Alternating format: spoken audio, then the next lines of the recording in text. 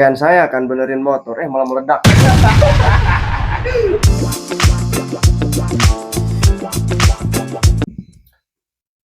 Oke guys, kembali lagi di channel podcast nggak jelas. Ya, malam ini saya mengundang spesial bintang tamu dari negara mana ya ini? Pokoknya terkenal sekali guys ya. Podcast hari ini membahas tentang, karena beliau itu seorang mekanik ya, yang terus mempunyai sebuah bengkel. Jadi kita tentang kunci pas dan kopi pahit. Oke guys, kenalkan ini Mas Aang ya, mekanik bengkel terkenal. Asik, mantap. Selamat malam. Malam. Mas Aang ini. Bagaimana kabarnya? Ya, baik, alhamdulillah lah. Dengan pekerjaan yang setiap hari seperti ini ya. Ngeri. Sekarang gimana? Sudah sampai mana ini? Tentang permotoran ini. Ya, kalau sekarang ya biasalah menjalani rutinitas sehari-hari ya, biasa. Kalau sekarang sih lebih ke fokus ke mesin sih. Oh, ke mesin. Iya, sama servis-servis biasa lah. Tapi sekarang bengkelnya masih di tempat yang mana? Pasar ya? Iya, pasar. Kalian nih kalau mau ke bengkel bisa ya, deket Indomaret, tepatnya di Pasar Situhiang. Nah, boleh datang guys. Semua servis tentang motor bisa diperbaiki oleh Mas Aang ini. Oke Mas Aang, karena di sini podcastnya lucu-lucuan ya, jadi ada beberapa pertanyaan untuk Mas Aang ya. Bengkel Mas Aang itu hanya ganti oli apa hanya ganti yang lain atau bebas? Ya sebenarnya sih bebas-bebas aja gitu, asal jangan ganti cewek aja gitu. Asik, anjir, bahayanya. Aduh. Kenapa kalau ganti cewek kenapa Mas Aang? Bahaya itu, bahaya. Bahaya.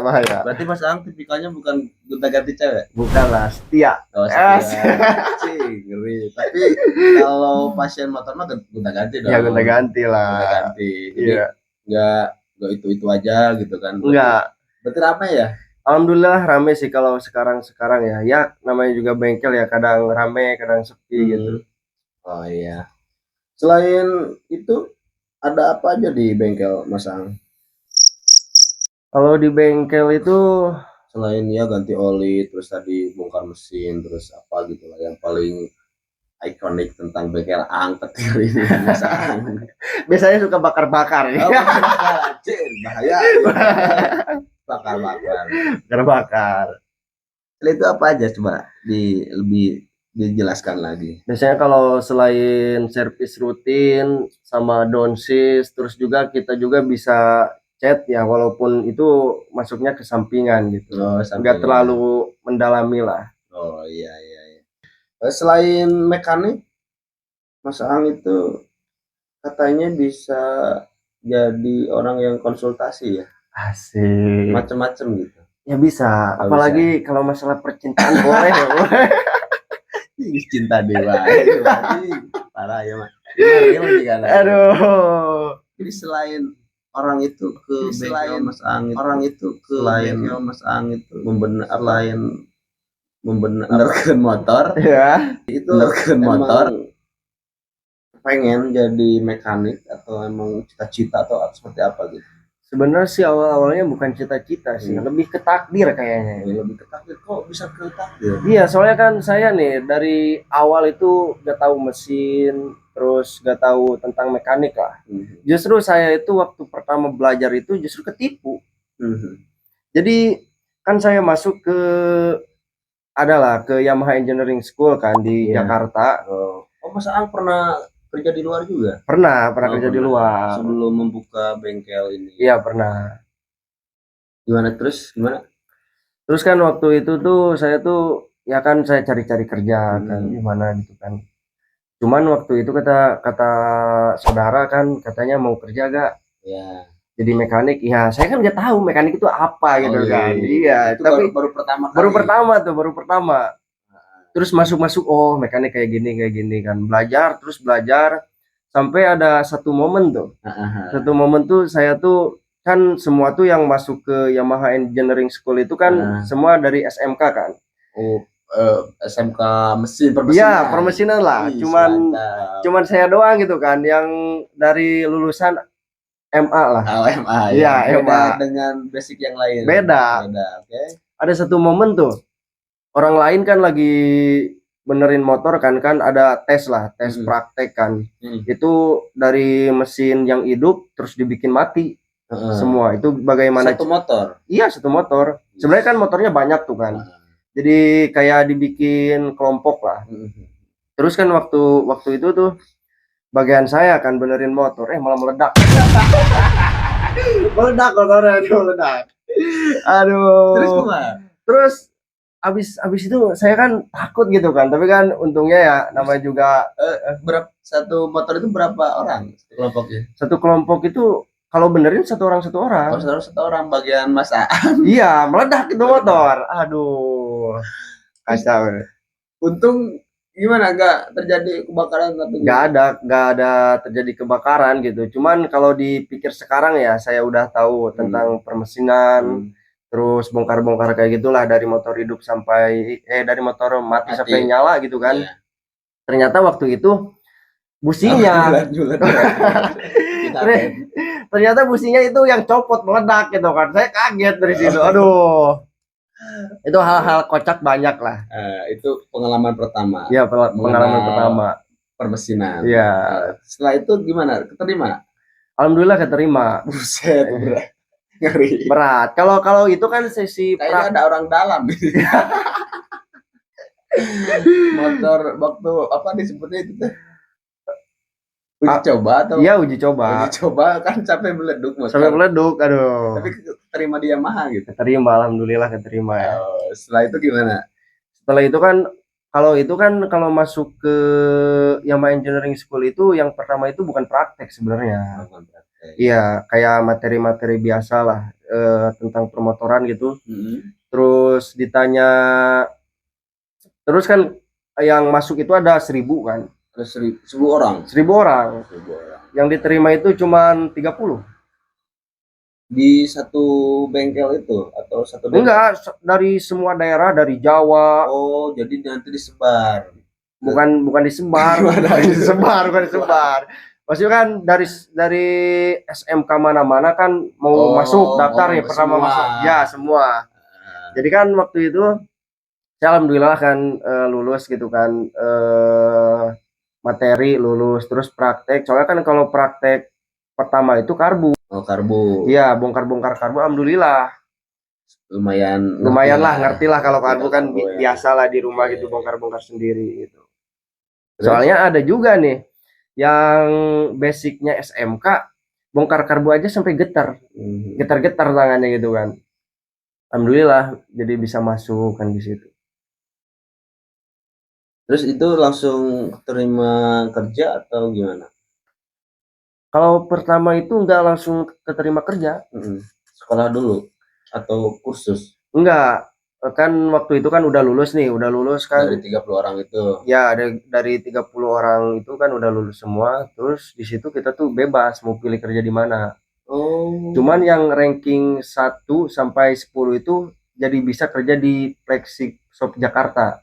DDS. Ya. Masuk nggak 10 besar? Nggak masuk. Nggak masuk. Ya. Kalau 10 besarnya masuk. 10 besarnya masuk. Masuk. Cuman ada tes lagi. Oh, ada tes lagi. Ada tes lagi kan di pabrik. Tesnya itu di pabrik kan. Cuman saya gak lolos dari interviewnya. Kenapa itu? Karena saya waktu ngomong katanya dibilang nyolot. Jadi saat interview itu dikasih pertanyaan sama kan? Ya, dikasih pertanyaan lah. Pertanyaan pertama apa yang ya pertanyaan pertama ya seputar orang tua dulu kalau pertama. Oh, tentang profil orang. Iya, kalau itu kan nggak ada pertanyaan ke mesin sih kalau di pabrik. Iya, lebih ke interview diri sendiri aja gitu. Pengalaman kerja. Pengalaman ya kayak gitu.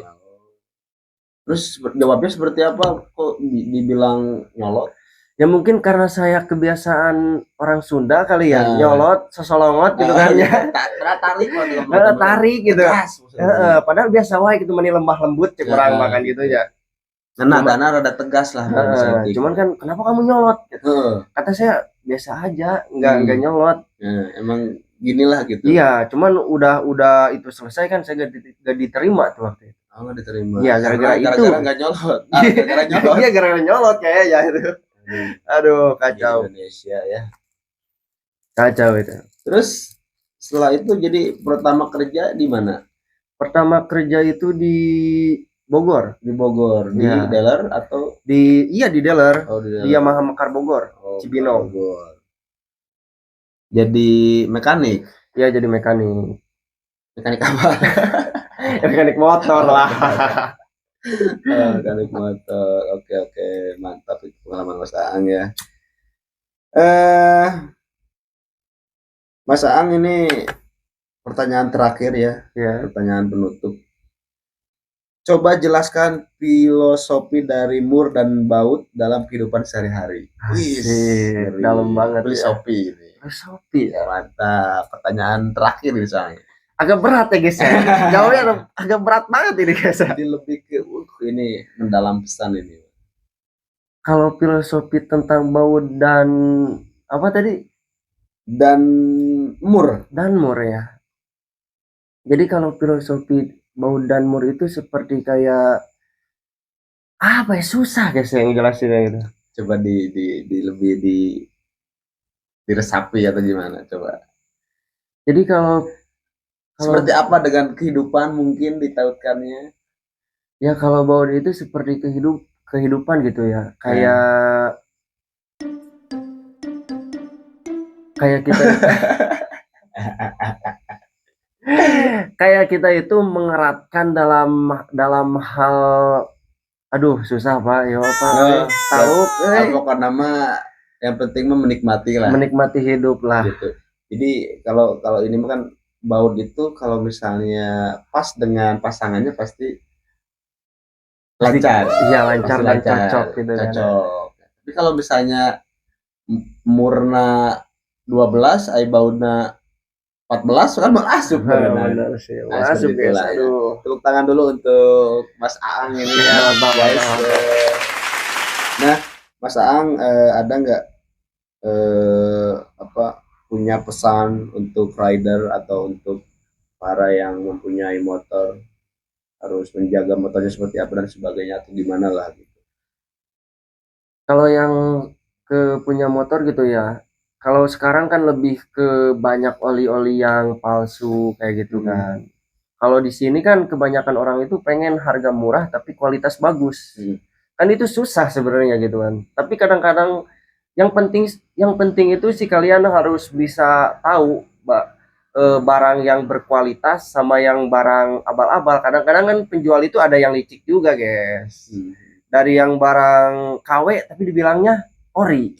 Gitu. Banyak yang seperti itu ya. Iya, lebih hati-hati aja sih, lebih hati-hati lihat barang, lebih ke apa ya, cari-cari lah di sosmed kan banyak ya, zaman sekarang itu kan canggih gitu maksudnya. Berarti intinya kalau yang barang-barang yang bagus itu datanglah ke bengkel Mas Aang. Ya boleh. Nanti bisa diarahkan, bisa diarahkan dan sebagainya. Oke, tepuk tangan dulu guys untuk Aang ini. Kami muda punya pajampangan. Ya, terima kasih untuk podcast hari ini ya. Cukup sekian. Yang penting kalian tetap support dan dukung konten ini. Jangan lupa like, komen, dan subscribe. Terima kasih untuk malam ini. Oke, mantap. Goodbye.